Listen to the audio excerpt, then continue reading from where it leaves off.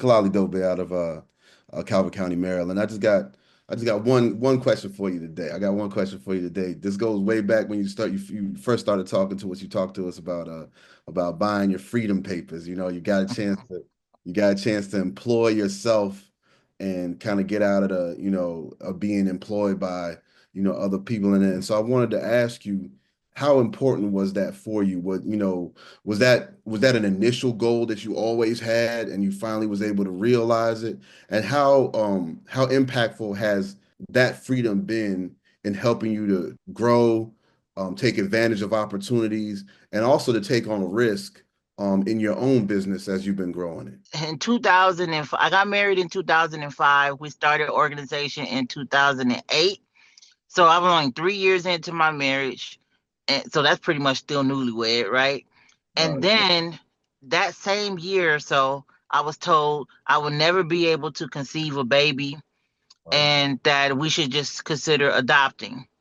So in 2012, I mean, 2012, 2014, someone came to us and said they were pregnant. They weren't planning on keeping the baby, and they wanted to know if we would like to adopt. Well, when you adopt, you have to go through several steps, but you have to have verifiable income and things like that. And we were like, oh man, I'm just now coming into this. I'm making like 25, 28,000 with my own business, but I'm still not making that much to show that we could take on a baby, right? And then my husband, he was working um security and at nighttime so that he can work the business during the day. And we're like, we just we just don't have enough money. What was important for us was building a family. That was important for us. We prayed. We did a lot of seeking because we thought about like maybe we should go back to work because at that time now I have an MBA, so I got a master's degree. He has his bachelor's degree, and we're like we can go make. I mean, I could literally make probably like 80,000 at that time. I was like, I can make like 80,000 a year with with what I know on fundraising for nonprofits. And he was like, no, no, we need you to be present with this new baby. We need you to be there, especially because they're coming out of a, a tough situation with not having their biological mom. So by the time we got the baby, he was 1.5, and we were able to save up some money to just kind of let them know, like we stable, we got savings, we have this business that we're growing, and every year we were growing. It was more this year than was the previous year. So we was able to show them that it was growing, but we wanted to prioritize. We wanted to make sure that we will be there for the important things. So when you say how important was it for me to be able to pay myself a salary and to be able to have the freedom, we first started off what the value system was for our family, and we said, well, family will come first for us. Family will come first before the grind. And that means that now that we have this new baby that we adopted, that we need to be present. And he's going to require, they told us this, that he's going to require a ton of therapy, and that he wasn't going to be able to talk. Well, boy, was they wrong on that one. He's dead now, but I had to pull him away today because he was talking so much. But they thought he was going to have a lot of problems, and he ended up being diagnosed with ADHD. And there are some things that we had to do that required a lot of time, from therapy and things like that, which I would not have had if I was working a corporate job. But then there was another miracle that happened in 2018 when they told me that I would never be able to conceive or carry a baby. I actually conceived. Now that baby I did not carry full term, and that baby did not make it. But what it showed me was that, wait a minute, they lied to me. They said I could never conceive. Now I know I can. So then it became about, well, let's try this again. And so fertility, and if any of you guys have ever been through this with your wives, it is a lot of money and emotionally draining to try to have a baby. And ultimately, it took me to just relax a little bit for me to get my body in pristine position to conceive. I needed to do that. So in 2021, which is now in the middle of the pandemic, we had already been awarded that large $1 million grant. My husband told me, I think you should take a break. I was the executive director for the first 12 years of the organization. He said, I can take it on from here. The board actually voted me off and voted him in as the CEO, and he is still today.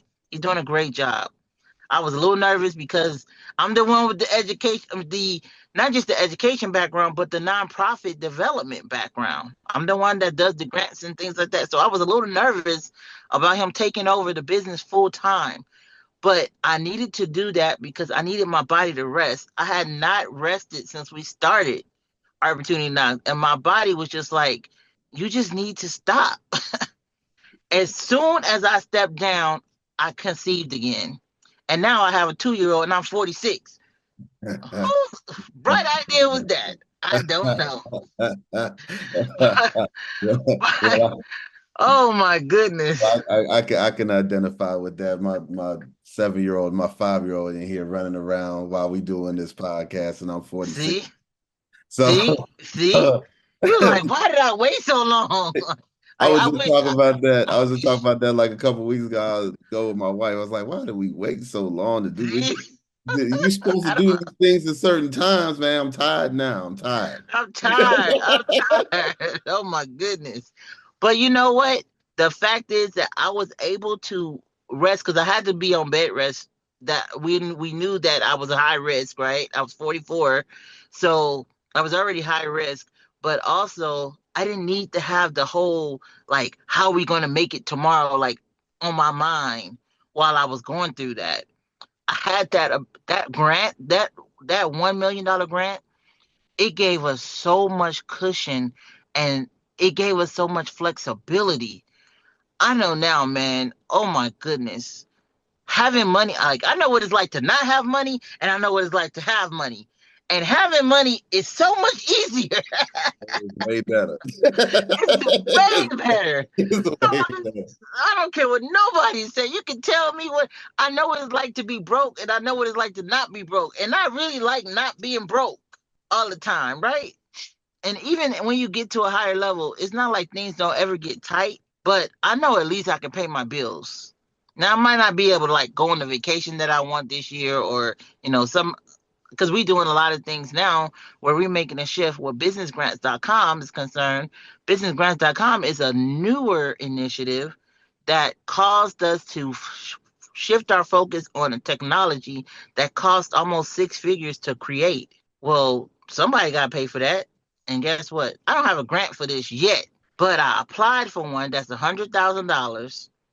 And they told me, so I didn't get it the first time, but he told me exactly what I did wrong on that application. So I'm taking that, putting it in AI, make the adjustments, resubmit it. I'm going to get that grant. The next time y'all talk to me, I'm going to have that grant. So I'm submitting that this week, actually. And I appreciate the answer to the question. That actually that answer now I got about 4 or 5 more questions. Oh, But I'm a limited to just one follow-up question is okay. so you talked about starting the business very early on in your marriage. How instrumental has having a life partner to do this business and to do this whole walk with, how instrumental has that been in terms of being able to help you realize and follow this dream? I could not have done this without him.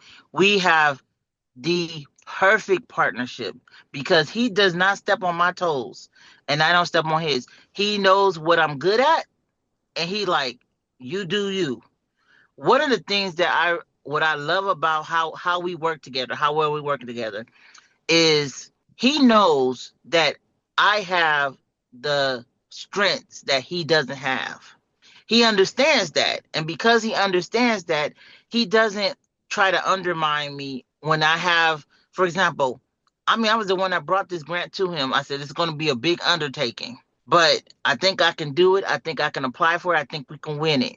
And he was like, whew, this is going to be a lot. We're going to have a lot of money come, now I've talked about the challenges with that, but once we were able to start getting the funds from that, it made it so much easier for my husband and I to just stay in our lane.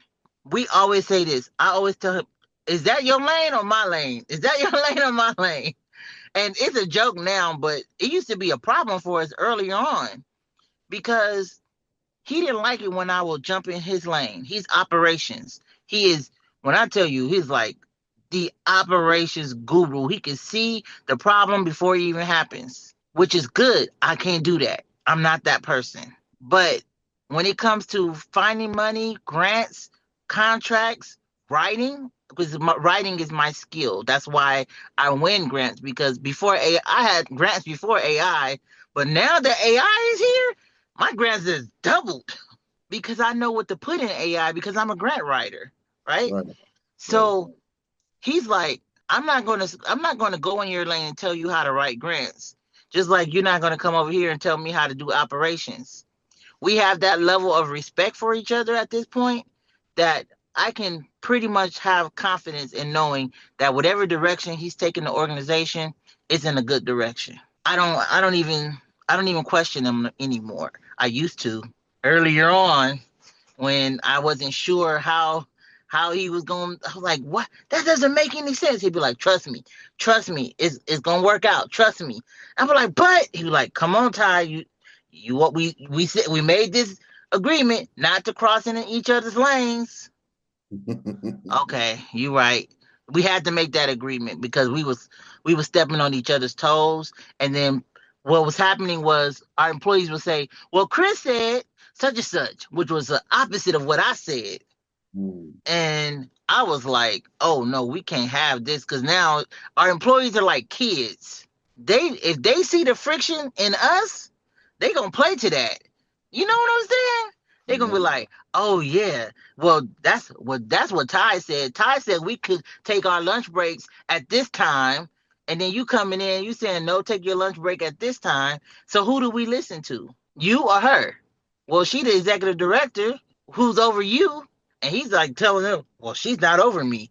I'm like, oh my God. Technically, I am. Technically. Now we know in the household we like make the decisions together, but technically you're the director of operations. I'm the executive director. Technically I'm over you. So my word actually is worth more than yours in the eyes of the employees. But he wasn't trying to hear that. So that actually caused a lot of friction earlier on until we made this decision that we was not going to let this business or these kids tear us apart. Because there's two things. There's the two things that, and I see that we saw it. We saw it with a lot of people who started business around the same time. They're no longer together, either the business or them. We didn't want that to be our story, so we put some precautionary things in place, and we got some safe words. And I think that's why we've been able to sustain this business for 17 years and continue to. He's supporting me now in my new initiative with businessgrants.com. I mean, I'm spending a lot of money into this, but he sees the vision. He sees where this could go. He sees that I could sell this company for $100 million. He's like, well, I'm not going to prevent you from doing that. Look, go be your best self. Now, I am bringing in money. So let's say I was pursuing, businessgrants.com, and I'm spending money out of our account, right? And our credit cards and things like that. And I'm not bringing anything in. I think eventually he will be like, look, this little initiative of yours, you're going to need to find another way to fund this because this is coming out of our money. But the simple fact is that I can do a webinar in one day and sell my product and make 30,000 in one day from selling my packages. And so it's for him, he's like, keep. doing those workshops. I got one on Thursday. Keep doing those workshops. You good. You good. It's kind of an abstract question. Like you still out here spinning off and creating new businesses. Just like you said, you just launched this business grants. Like you're already you to my mind, what I've heard, you've already scaled the mountain. You already at the top, and you still out here spinning off and creating new businesses and having new ideas. So what keeps you hungry like that? What keeps you hungry to do another thing? And what stops you also? It's the same answer obviously, but what stops you from getting complacent and be like, you know what, I'm good right here. That's a good question because I've never asked myself what number will it be that when I get that number, I'm like, I'm good. I'm gonna stop right here. Somebody told me to think about that number. And I was like, at first it was 1 million, right? I didn't even know I made $1 million the first year I made it. I didn't even know I made it until my accountant told me that I made it the year after that. And I was like, well, this is not where I want to be. Okay, so now we're shooting for 10 million, right? I don't know if it's a dollar amount or if it's a lifestyle.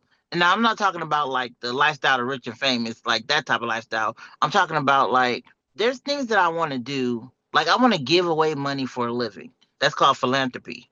Even philanthropy, being a philanthropist is hard work because you gotta like look for worthy causes to give money to. But I realized that I can't just give away money because there's an education barrier that exists, and I've seen it in our community.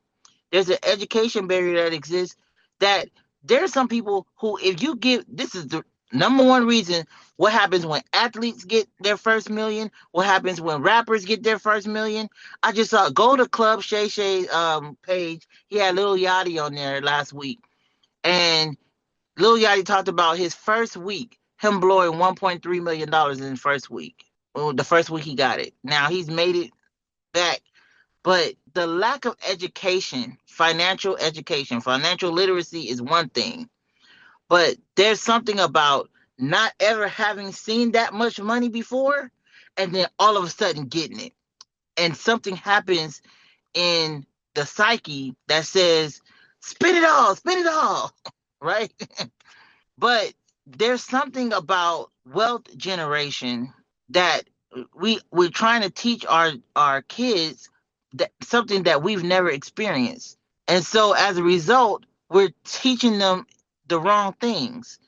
And so I kind of feel like I won't stop until this education of generational wealth is out there in a way that makes sense to the people who look like me. There's so much information out there, but it's like, I mean, I got an MBA and it be going over my head. So I'm like, what about this person over here who they may not be as learned as I am, and they're trying to understand what to do with this $100,000 life insurance policy that just happened. Like their loved one just left them, and what they do, they go and they blow them. It just happened. I just saw this, and someone very close to me passed away and left their kids the money.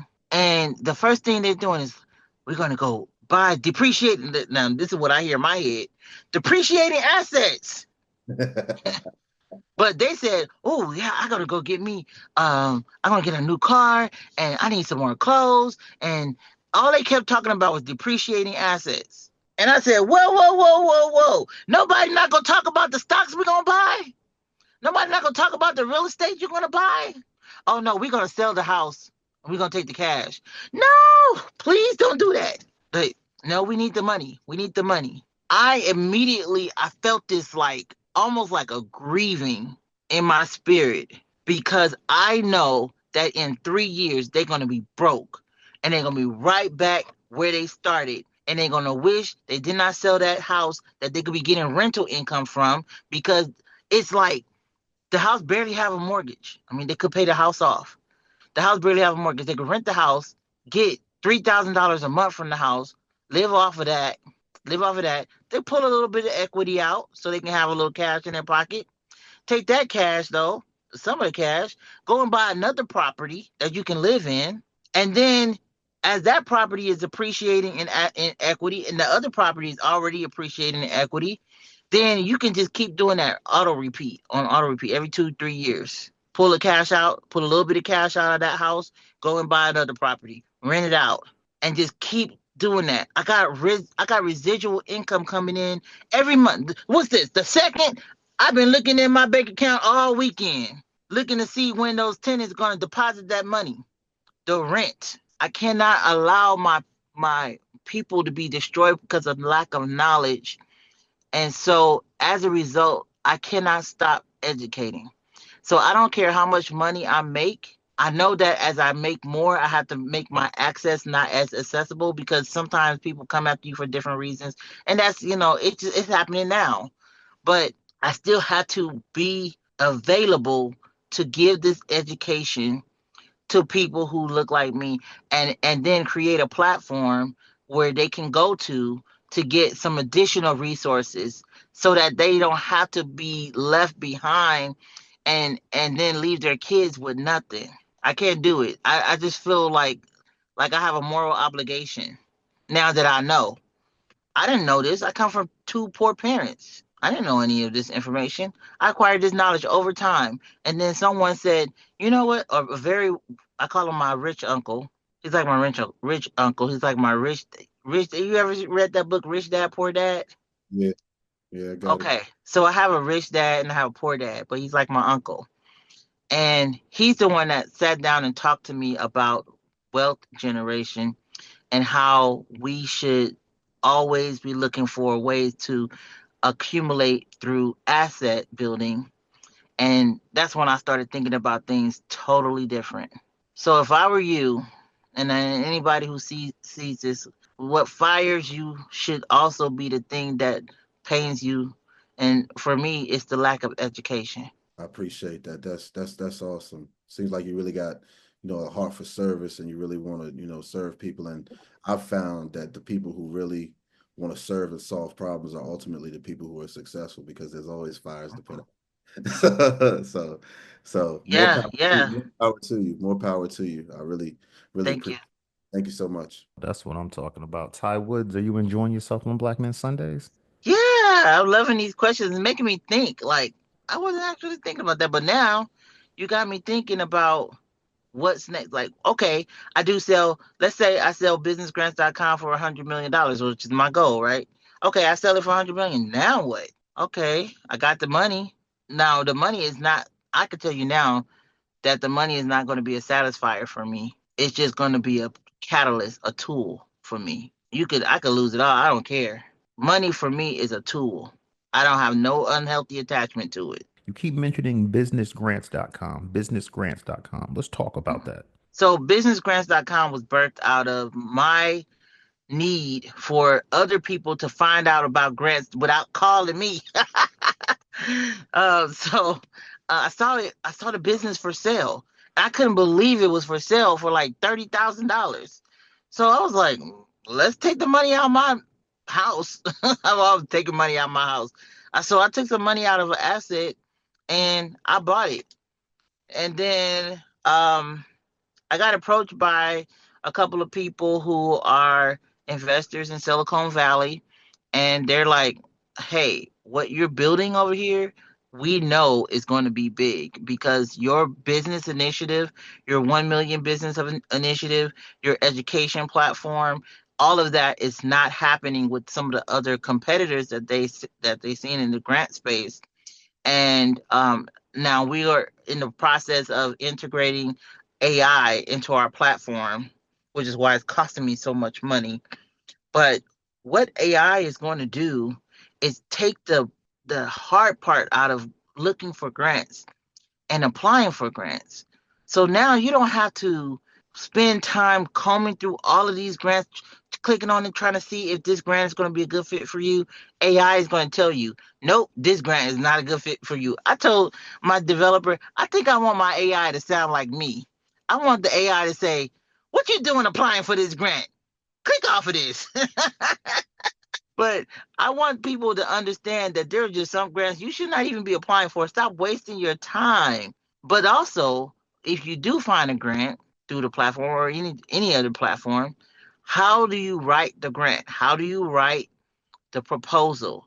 And our AI technology is going to help you write the proposal for that particular grant based on the guidelines.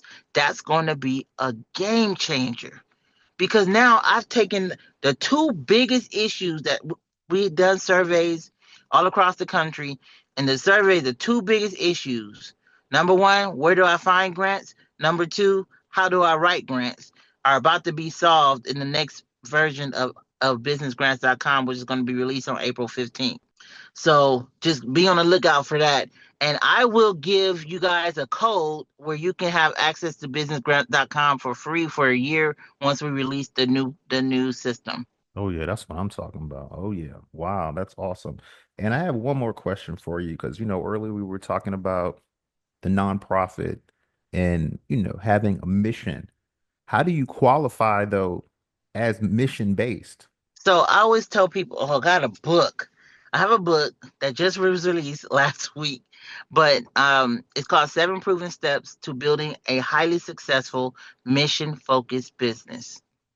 Now, the reason why I focused on steps and not just telling you what a mission focused business is because I don't want you just to know that you need to have a mission focused business. I want you to know how to implement one.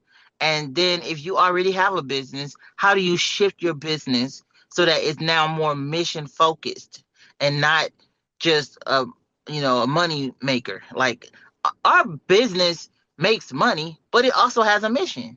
Our mission is to help small businesses secure funding. So you could take what you do, and then when you have a mission focused business, you're focused on a problem that you're solving for a particular demographic that you're solving it for. For you, Black Men Sundays, you saw a problem in the Black men community, and you're saying, with that problem, this solution is solving this problem. So you have to craft a mission statement around that. That's going to keep you, number one, it's going to keep you focused on why is it that you don't do clown designing on this platform, because this is not the platform for clown designing. Why aren't you doing dentistry? This is not the platform for that. There is a platform if you want to go into dentistry, but what keeps you focused is your mission. So even with this platform, a mission statement, go on ChatGPT and just say, here is what I do with Black Men Sundays. Create a mission, write down what all the stuff that you do. Create a mission statement, because we're going to become a mission focused business.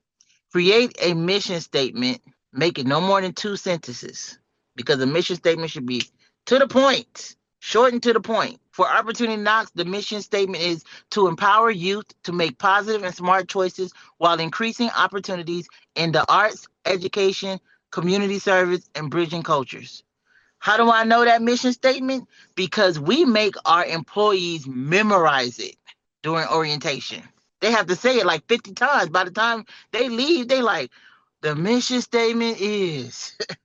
We say it so much. And then I told my husband, when he walking through the halls of the school, I said, you need to go down, because I'm a little bit more stricter than he is. He's really laid back. We have two totally different leadership styles. And people, they're not necessarily scared of me, but they know I mean business. So when they see me walking in the halls, they be tightening up. Like, what? Ty's coming, Ty's coming. When he comes down the hall, they be like, hey, Chris, hey, what you got? I'm like, they don't do that with me. Well, one day I was walking down the hall. I just did a pop-up visit. And I was like, what's the mission statement? And then I thought about it. One of the other young ladies, she said, why are you walking down the halls like Joe Clark? I'm talking about what's the school song. I said, oh, man, I was not trying to be like that. And that's what made me kind of like loosen up a little bit. But it was very important for me. It was very important for people to know that mission statement. But I was not trying to be like Joe Clark. I was not. I got you. And what is with these grants, it is a lot of money. What are some dangers with getting these grants? Like, because we're Yeah. seeing, oh, it's a lot of money. Oh, that sounds great. I want to do it. But Yep. what are some dangers of it? I told you earlier about the grant that was a blessing and a curse. So sometimes the danger is that you don't have the money to fulfill the grant promise, and you sign this contract. All grants you have to sign a contract agreement saying that you're going to do what you say you're going to do for this grant money, right? Danger. You actually do something else with the money. And then you post about it on social media, and they're like, that's not what we gave them the grant for. Then they come and recall the money. Danger zone. That's a danger zone. Another thing that's dangerous for the money to go into the pocket of the person who wrote the grant or the owner of the person. Look, you can create a salary for yourself like I did within a grant. But if you're writing a grant and you're saying, I'm going to buy 500 turkeys, right? And then there's no paper trail of these turkeys. You then say, you know what? I'm going to go to Cancun because me and my wife, we deserve a vacation. You use that money to go to Cancun, you can go to jail because that's theft. So you have to be very, very careful. If you do not intend on doing what you say you're going to do, don't apply for the grant. This is not free money. Like I hear a lot of social media influencers talking about this free money. Come get this free money. I'm like, oh my goodness. They're about to get some people in trouble. Because yes, it's free money. Yes, it's free money, but it's free because you don't have to pay it back. But it's not free because you have to do what you say you're going to do. That's integrity, right? So I would say don't apply if you don't intend on doing what you say you're going to do. Make sure that you have good look. If you have to leverage your own personal credit to get access to the money, you need to have good credit. So start working on your credit. And I know y'all have had some credit repair person before, and they've told you what you need to do. But look, do what you need to do to get your credit at least a 680.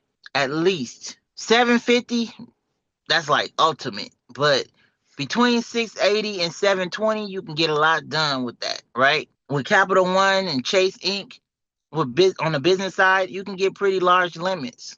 So you can be able to fund your business while you're waiting on the grant money. There is not one grant that I've ever gotten where I got the money the next day. None. Now, there's one grant, local grant. You get the award letter, and then about 2 weeks later, the money was in the account. That rarely happens. I mean, rarely happens. So that happened to us twice last year where we got the money pretty quick. But that $50,000 check, when we did that presentation, they didn't even send us the check until 3 months later, the actual check, the 50,000. So we was spending, and we was like, call it exactly when we gonna get the money? Because we need to tell them that we already spent the 50,000. So when we get the 50,000, we'll send them a list of things that we paid for already, and they'll get that final report, and boom. So you need to have some good credits or access to capital until your grant comes. And sometimes a lot of people don't have that. Oh, that's great information. Yeah, because I've seen that online. Oh, get this free money, do it this way, and I've seen that a lot. That's why I was Oh like, let me man, ask I'd her be about the so fears. mad at that, but I'd be like, oh my gosh. I'd be wishing people just like unfollow, like just please stop saying stuff like that. And then some of these grants are marketing ploys and contests to get your email information so they can be able to market to you. Some of these places are marketing companies like Hello Alice. Hello Alice is not a grant platform, but yet they always have a grant on there that they're posting. And this is one of the platforms, Hello Alice, and the other one is Amber Grants. You gotta pay $25 or $15 or something like that to even apply for the grant. Now, why would I pay to apply for a grant? What it sounds like is I'm paying. If we get enough people to pay for the grant, you have the money to pay for the grant. So they getting it's a marketing ploy. The goal is if I'm giving away a $10,000 grant, I'm charging $25. Well, if I have 100,000 people applying for this grant, I just made 250,000. All I need to do is give away 10,000. Well, I can do that. So beware of grants that you have to pay for. If you have to pay to apply, steer clear quick run. No, no.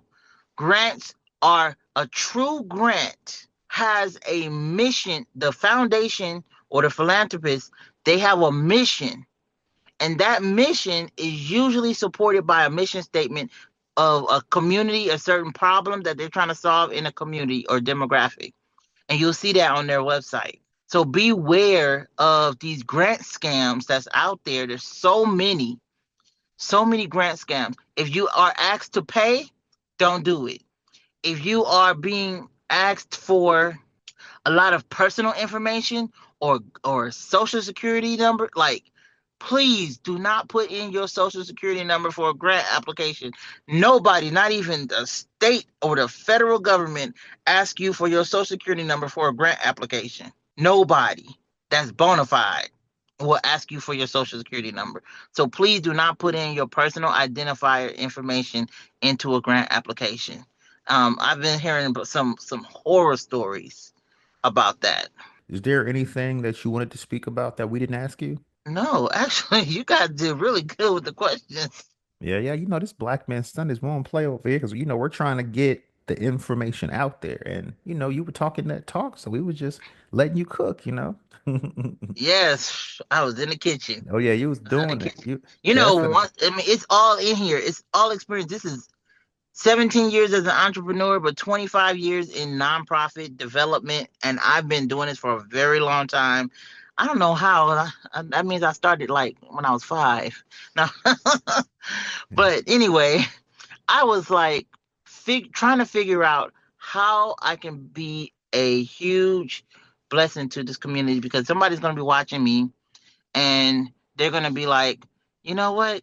All of this is all gravy and everything, but I am broke. I don't know where to start. And I can't afford to pay I definitely can't afford to pay your salary or your fees. What can I do that can get me like started right now? Okay. So if that's you, if you're saying, Ty, I have a business or a nonprofit that I really want to start, I just don't know where to start. I have a free class that I teach on first Thursdays. That class, if you go to Eventbrite, it's on the businessgrants.com Eventbrite page. It's so important for you to get the knowledge, the knowledge. You cannot skip steps. You cannot skip steps. So do your best to attend. If you can attend first Thursdays, which is at 7 p.m. Eastern time, then there's a lot of content that I have on my social media pages. I'm building up the YouTube page so that way we can have some content on there as well. But also you can reach out to me. Now I get a lot of email, I get a lot of course. But if you are absolutely like, I just really have a great mission. I'm doing some of you guys are doing stuff out of your own pocket. You've been self-funding your nonprofit. Now, if you've been self-funding, that means you have pictures and we call it receipts, right? You got receipts that you've been doing stuff on your own with your own dollar. You need to get a 501c3. Now, I'm going to give you something that I charge $1,500 for. I'm going to give you something for free. Go to the IRS if you have $250. You're going to apply for the quick form. The 1023 is a quick form for you to apply for your 501c3. It will take you 5 minutes. Don't do the long form. Don't do the long form because that's going to take you forever. Once you do the quick form, 10 the 1023 EZ, it will take you 27 days. I said it will take them about 27 to 32 business days to send you your 501c3 application, and then you can start raising money by next month, by this time next month. If you do what I tell you to do and go on there tomorrow and apply, take $250 and apply. It's going to take you to a place called pay.gov. You're going to have to set up a pay.gov account because this is a government account. Some of you probably already, if you pay taxes, IRS, or you have back taxes, some of y'all already have a pay.gov account. So you can use the same password, same email password to log in. and you create that 501c3 application. And then once you have that established, come back to first Thursdays in March. So you're going to have your 501c3. Then you're going to be able to hear what you can do with that 501c3 and get funding for certain things that you would normally have to pay for. And then I'll give you some hacks on how to get started in your community, because there's companies that's looking to give like micro grants, $250, $500. Every little bit helps. Start with those micro grants. Once you get the credibility established, the bigger grants will come. So I just gave you like that's like the secret sauce, how to get started. If you don't know where to get started, I just told you. If you don't start, then that just lets me know that you're not serious. Mm, there you have it right there. Wow. Wow. That's what we talking about, Ty Woods. Thanks for coming on Black Men Sundays. I mean, you did that. What? Thank you. Oh, yeah. And enjoy your week. It's a Black Man Sunday.